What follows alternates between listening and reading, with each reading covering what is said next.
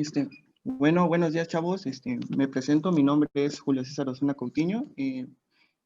Al igual que mis compañeros, me encuentro en el área de UCA y pues me toca continuar con el siguiente tema.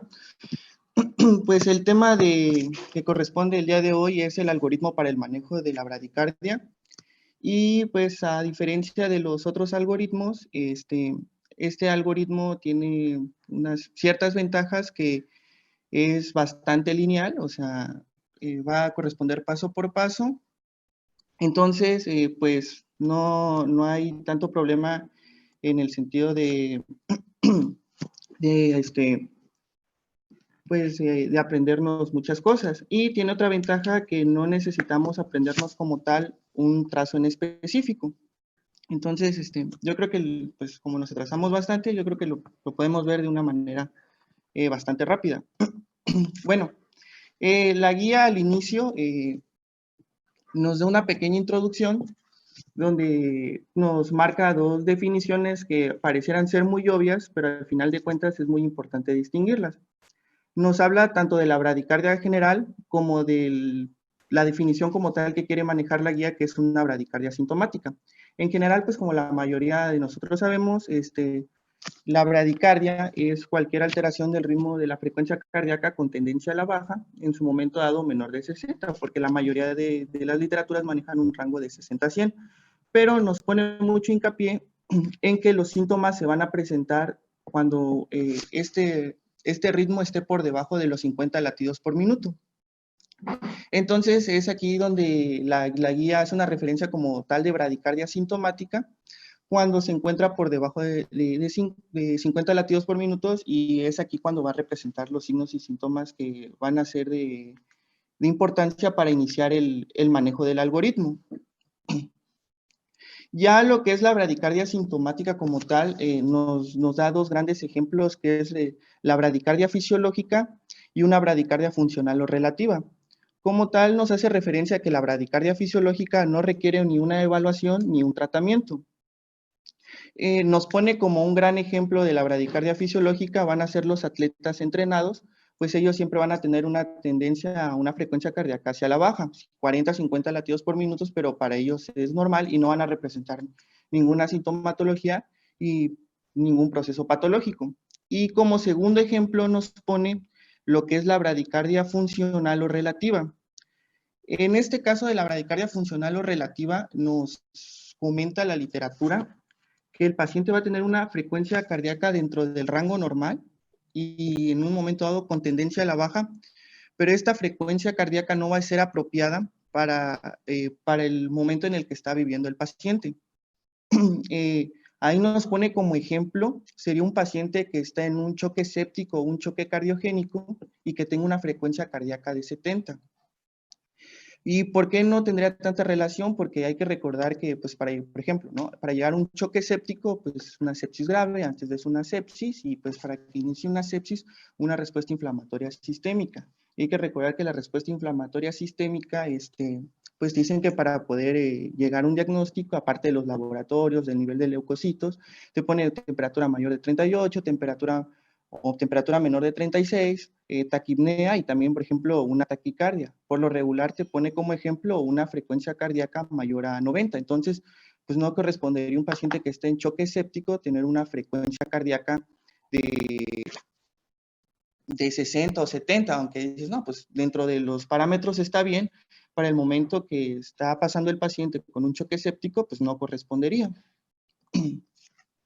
Y pues como tal, nos menciona que para llegar al diagnóstico de una bradicardia sintomática, tiene que cumplir una triada el paciente. Una es tener una frecuencia cardíaca lenta menor de 60, pero como lo comenta la literatura, menor de 60 no tanto, sino menor de 50, porque ahí es cuando va a presentar signos y síntomas. Que el paciente refiera síntomas y la siguiente característica va a ser que los síntomas estén relacionados a una frecuencia cardíaca lenta. Ya una vez viendo que el paciente presenta una frecuencia cardíaca lenta, hay que ver los signos y síntomas que van a estar relacionados con esta baja frecuencia. Por eso también te comenta la guía que es importante realizar un interrogatorio y una exploración física para identificar los signos y síntomas de la bradicardia.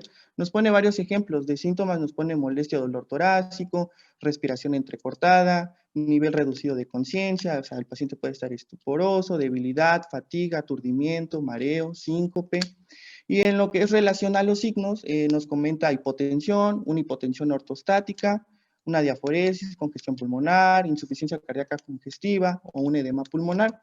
Y va a hacer mucho hincapié en este sentido en lo que es relacionado a la hipotensión, porque hay que recordar también que la hipotensión es el signo tardío de un paciente que se está chocando y ya podemos decir que ya no es un choque compensado, sino es un choque progresivo. Entonces, pone mucho hincapié en lo que es la hipotensión. Y como tal, pues físicamente, es pues el algoritmo.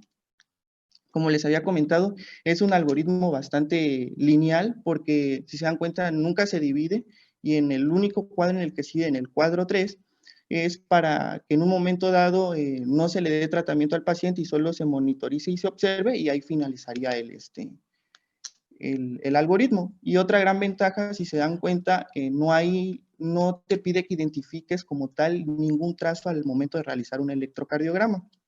El único requisito que te pide como tal la guía es una frecuencia cardíaca menor de 50. Entonces vamos a ver ahorita de manera general el algoritmo y ya después lo vamos a ir desglosando un poco a poco y también ver que hay ciertas palabras claves que con que veas eso no es necesario aprenderte como tal todo el algoritmo. Por ejemplo, si se dan cuenta en el cuadro número 1, lo único que te pide es identificar la bradicardia, o sea, que el paciente presente como tal una frecuencia por debajo de 50, no de 60, porque debajo de 50 es cuando se va a representar la mayoría de los signos y síntomas por una frecuencia cardíaca lenta.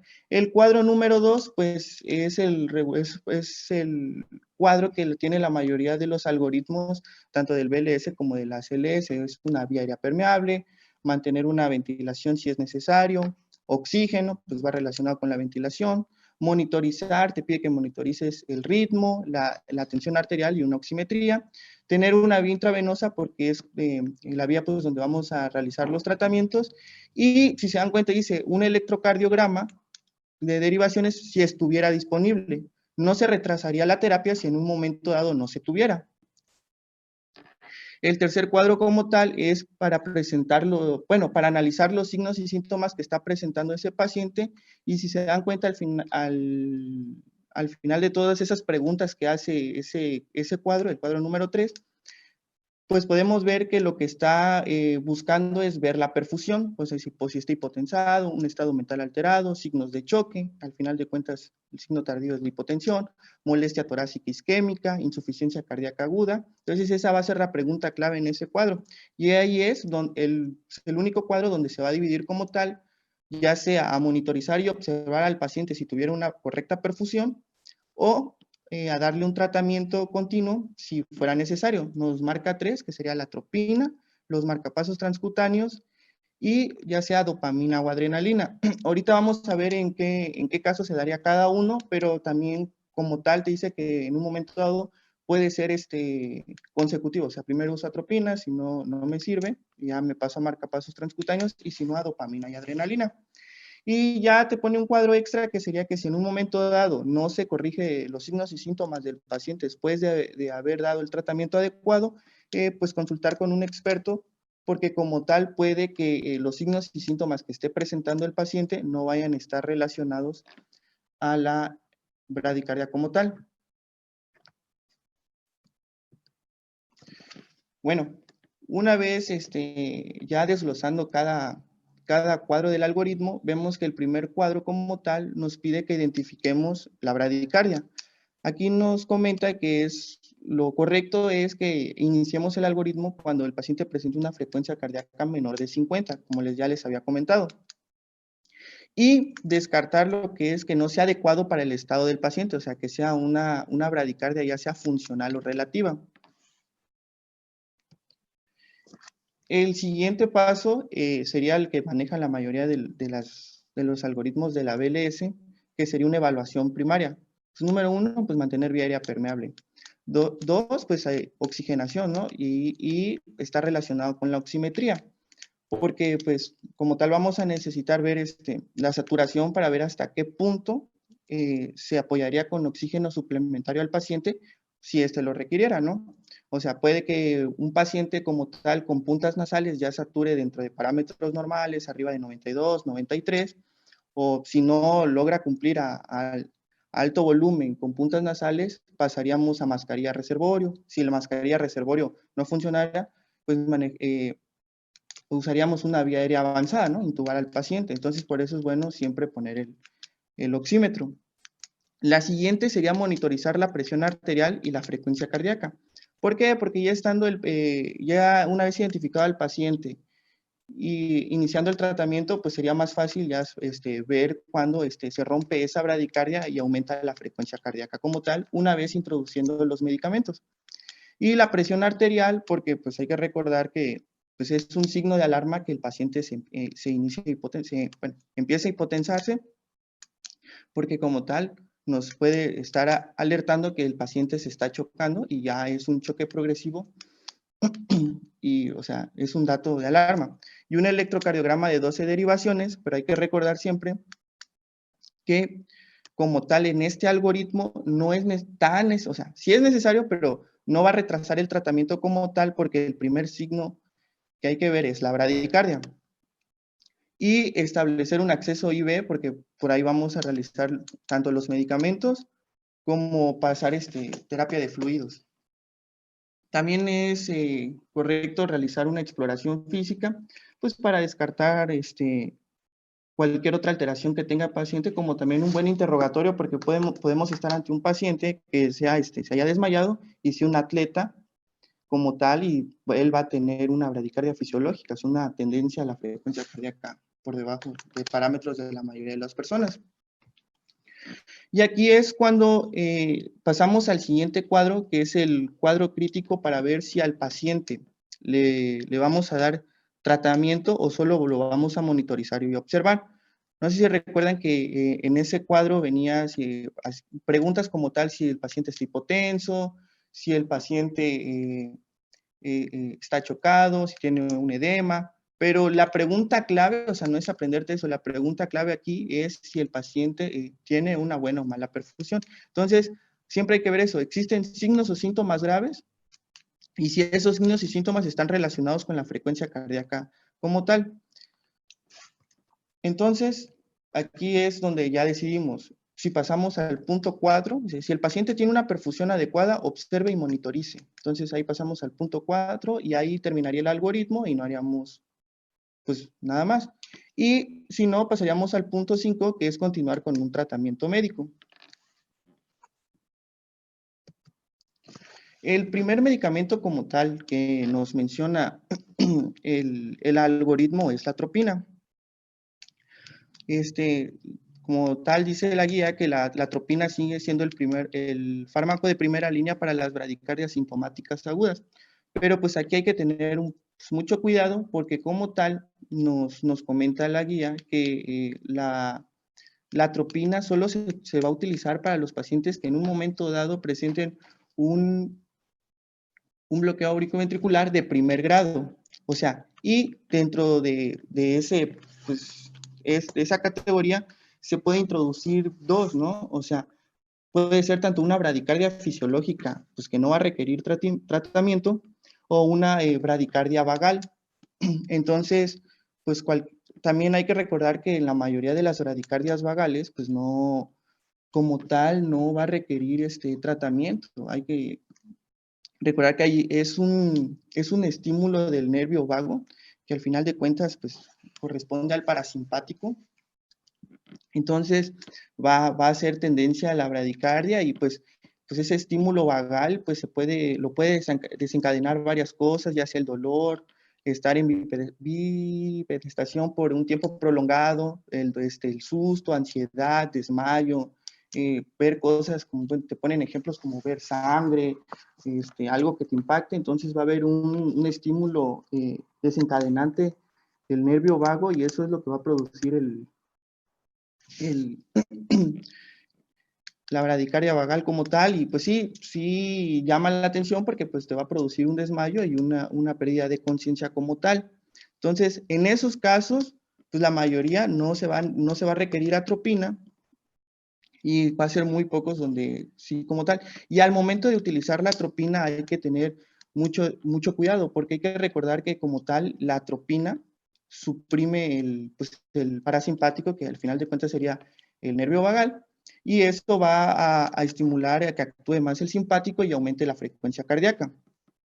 Pero nos dice la guía que hay que tener cuidado de que nunca se den menos de 0.5 miligramos de atropina a la hora de tratar al paciente, porque si se da menos de 0.5, hay una tendencia a aumentar la bradicardia, o sea, vas a favorecer que el paciente aumente esa bradicardia. ¿Por qué? Porque como tal la atropina bloquea los receptores muscarínicos. Entonces, si en un momento dado se llega a dar a menos de 0.5, también bloquea los receptores muscarínicos inhibitorios. Entonces, estás favoreciendo más al simpático.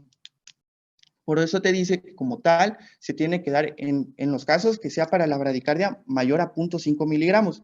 Nos pone un tope como tal, que es 0.04 miligramos por kilogramos, pero en general te dice que no te puedes pasar más de 3 miligramos como dosis máxima. Entonces, en un momento dado podemos pasar solo 6 veces una dosis de atropina. Aquí te pone un ejemplo de cada 3 a 5 minutos.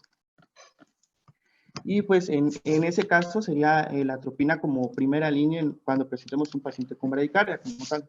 Hay que recordar también que pues también la atropina se utiliza para los pacientes que se intoxican por órganos fosforados, un espasmolítico, también lo utilizan mucho para la medicación preanestésica, pero hay que recordar que cuando es un paciente con bradicardia siempre hay que dar 0.5 y nunca menos, porque podemos favorecer esa bradicardia.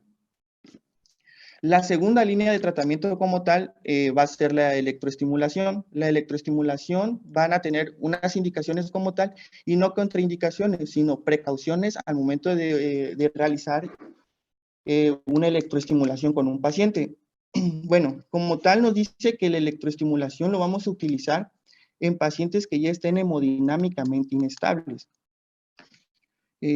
Nos pone varios ejemplos, pero hay que recordar que si se dan cuenta, lo primero que nos pone es la hipotensión por un paciente chocado, alteraciones del estado mental, signos de choque, molestias torácica isquémica, insuficiencia cardíaca aguda, y pues es la segunda línea como tal para la bradicardia sintomática.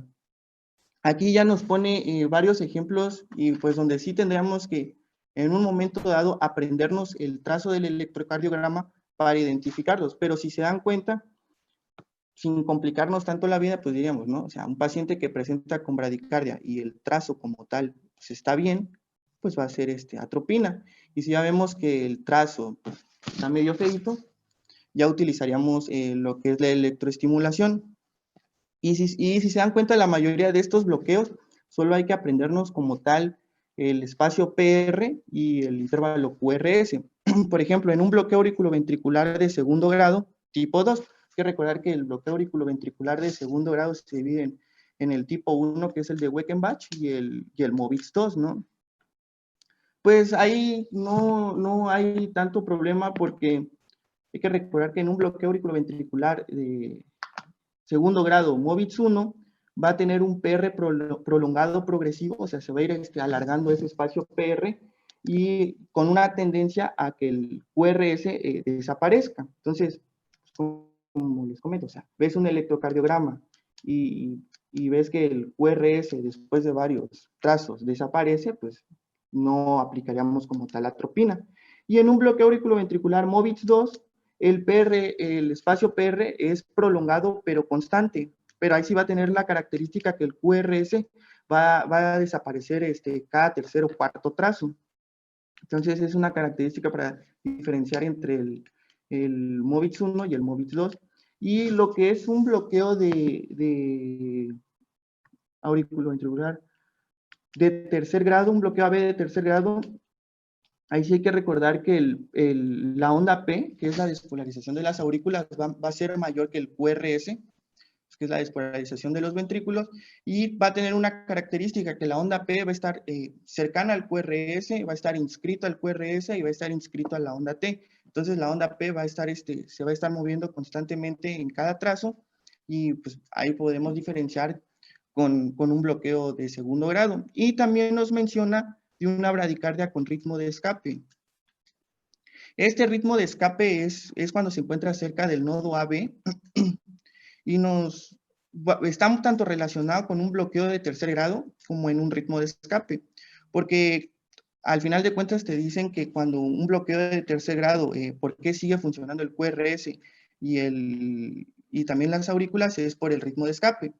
Hay una alteración como tal, y cuando es un ritmo de escape como tal, sin un bloqueo de tercer grado, nos dice que el QRS va a estar estrecho cuando el bloqueo está antes del AB, y cuando el bloqueo está cerca de la ramificación de His, el QRS va a ser ancho.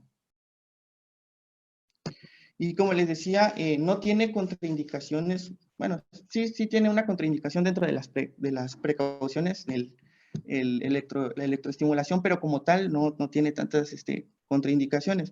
Nos comenta que pues, no debemos utilizar, bueno, sí, hay una contraindicación como tal, no hay que utilizar la electroestimulación en una hipotermia grave, y no se recomienda tampoco cuando haya sistolia. Y dentro de las precauciones, nos comenta que a la hora de utilizar la electroestimulación hay que sedar al paciente porque pues, esta estimulación le va a producir dolor, ¿no? Pero también nos comenta que si es necesario realizar la electroestimulación y aún no se cuenta a la mano con la analgesia, no hay que retrasar el tratamiento. Pues ni modo, en ese caso para el paciente, ¿no? Bueno, y también hay que recordar que si el paciente no se encuentra consciente, pues no lo vas a sedar, pues no lo va a sentir como tal.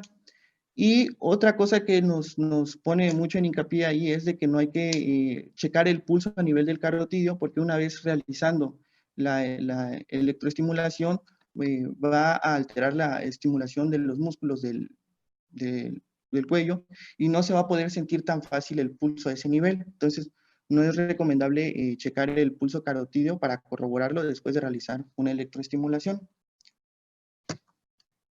Como último tratamiento, nos comenta la literatura, se utilizaría la adrenalina y la dopamina en el caso de pacientes más graves, especialmente que ya esté relacionado con una hipotensión.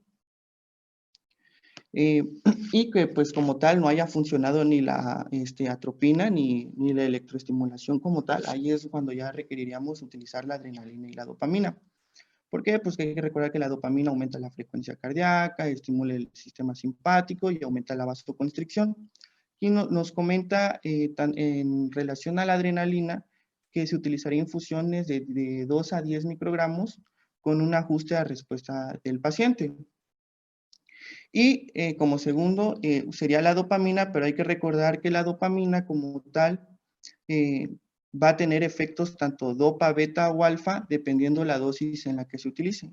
Por lo regular eso lo preguntan mucho, lo de los 3 niveles de efectos que tiene la dopamina y en qué cambiaría, sería en relación a la dosis que se utilice. Hay que recordar que a dosis baja sería dopa, a dosis media sería beta y a dosis alta sería alfa. En relación pues a dosis baja con función dopa, por lo regular de 0.2 a 0.4 microgramos, tendría un efecto diurético, aumentar la diuresis del paciente. A dosis intermedias de 5 a 10, tendría un efecto beta con un aumento de la contractilidad. Y a dosis altas tendría un efecto alfa, o sea, a partir de los 10 microgramos, kilogramos, con un aumento de la tensión arterial, que sería lo que se busca en este caso, en un paciente hipotenso, un vasopresor y un vasoconstrictor como tal. Porque hay que recordar que por ejemplo, en un choque distributivo, que sería un choque séptico, hay una alteración de la permeabilidad de los vasos, por eso es importante. Y por eso también aquí, si se dan cuenta en relación dopamina-adrenalina, hay una diferencia en las dosis. Aquí te maneja de 2 a 20 y no de 2 a 10 como la adrenalina, porque Aquí estás buscando en un momento dado buscar el efecto alfa de la dopamina. Y pues eso sería todo en relación al tema. No sé si hay alguna duda.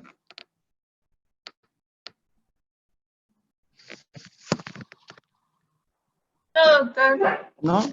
Ah, No, doctor. bueno, pues sería entonces pues, todo por el tema. No, si no hay ninguna duda, pues ya finalizaríamos la clase.